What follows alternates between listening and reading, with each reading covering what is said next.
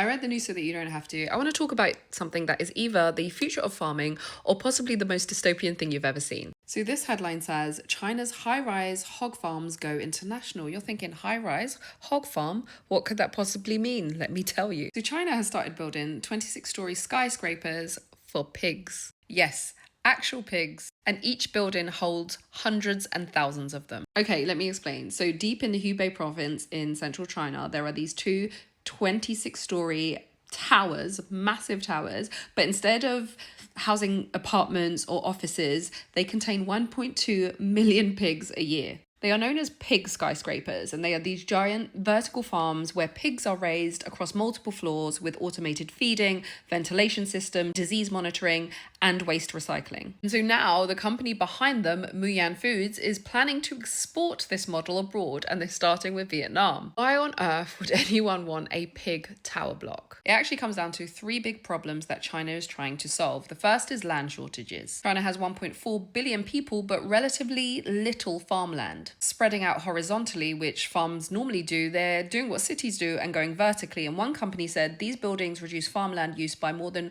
4,000 acres. The second issue is disease control.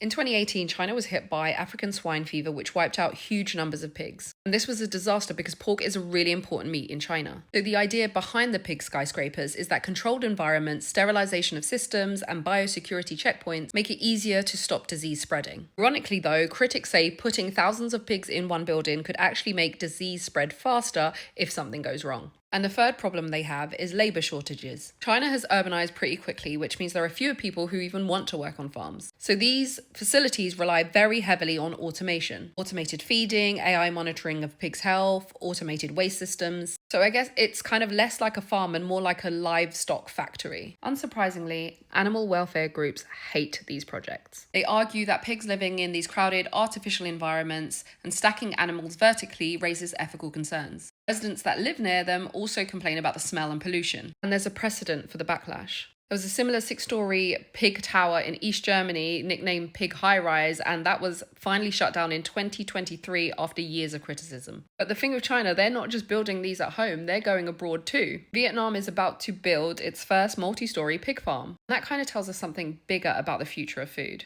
As the world runs out of land, labour and cheap resources, agriculture is starting to look less like a farm and more like an industrial production line. So next time that someone tells you that farming is a simple life in the countryside, just remember that somewhere in China there is a 26-story tower block full of pigs.